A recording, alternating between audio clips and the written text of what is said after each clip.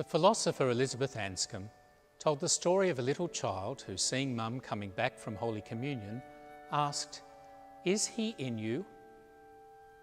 "Yes," she said, and to her amazement the child immediately prostrated in front of her.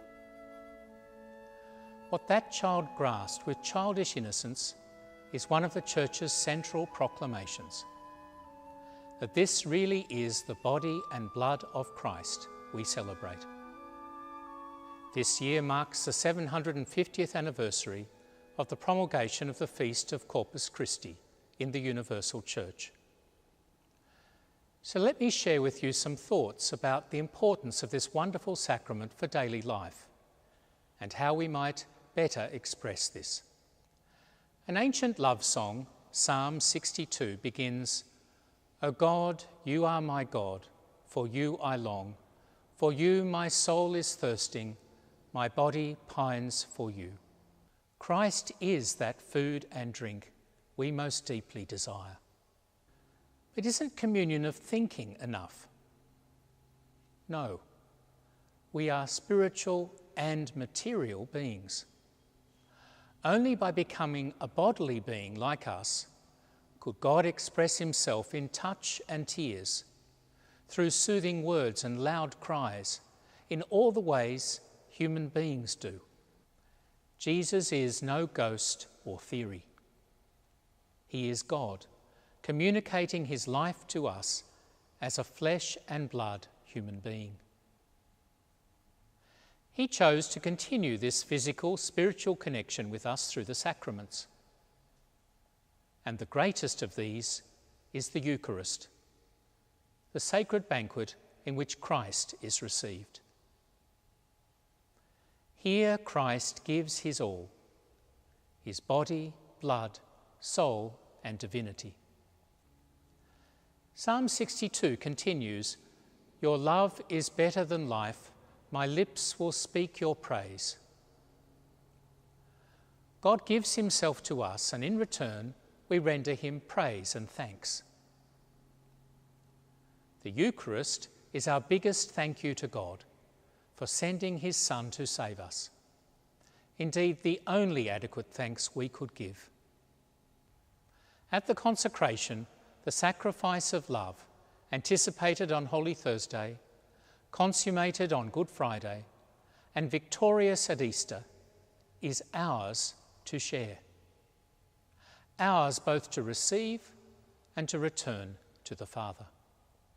"My soul shall be filled as with a banquet," sings our psalmist. More than our bellies, the Eucharist fills our hearts, minds, souls. We all need this spiritual recharging on a regular basis. But it's not magic. If we fail to prepare well, we won't get what we could from the Mass. So we fast for at least an hour before Holy Communion. Bring all serious sins to confession. Participate in the penitential rite as Mass begins. Abstain from communion if we are not well disposed. And try to let go of grudges and distractions that block receptiveness. We can prepare also by reading the set scriptures prayerfully in advance. By attending Mass or visiting the Blessed Sacrament during the week, and by arriving early to pray before Mass. We must get into the rhythm of attending Mass every Sunday, as God and the Church call us to. The psalmist continues, "My soul clings to you, your right hand holds me fast." The lover's hope, never to be parted, is our Eucharistic hope. Corpus Christi commemorates God giving his Word made flesh, Jesus Christ, in marriage, as bridegroom to the Church, to be her bodily and spiritual companion forever. So the Eucharist is a pledge of future glory, a medicine of immortality, spiritual superannuation, getting us ready for the afterlife. The future starts today. When the priest says, "Go forth," the Mass is ended. He's not just saying, "Get out of here."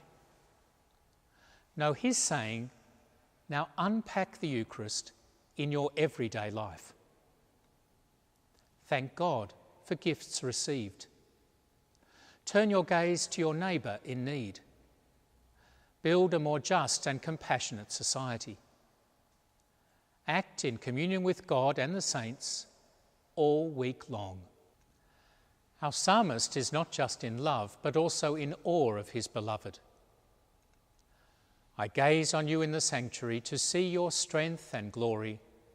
On you I muse through the night. Devotion towards the Blessed Sacrament has evolved over the centuries to include praying before the tabernacle, adoration, benediction, even processions and all-night vigils. One way we demonstrate love is on our knees, like those who knelt before Jesus in his lifetime, like Jesus himself in the garden. This expresses awe and trust before the mystery of God. That's why the Roman Missal directs us to kneel for the Eucharistic prayer, unless serious reasons prevent us. That's why we bow or genuflect before receiving Holy Communion, and kneel or sit during the sacred silence after communion. On this beautiful feast and 750th Jubilee, let me draw your attention to some ways to enrich our Eucharistic lives, mostly from our diocesan pastoral plan, Faith in Our Future. In particular, I ask that we consider how to make our Masses more reverent, welcoming and vibrant, so they draw people into full active participation and closer union with Christ.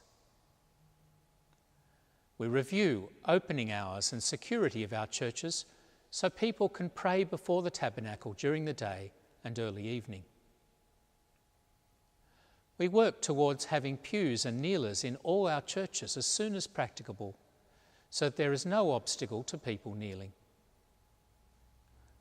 We all consider how we might better prepare for Mass. We teach our children appropriate reverence, postures and responses in Mass. We foster opportunities for personal and group prayer, including adoration in every church and extended opportunities for adoration in each deanery. We each bring to our Eucharistic Lord our hopes and anxieties, as well as the needs of our world and especially our church at this time. We all consider how we might live more Eucharistic lives after Mass. Thanks be to God for this wonderful sacrament, the source and summit of the whole Christian life. Thanks be to God for your devotion to it. May our Eucharistic Lord hold you close to him always.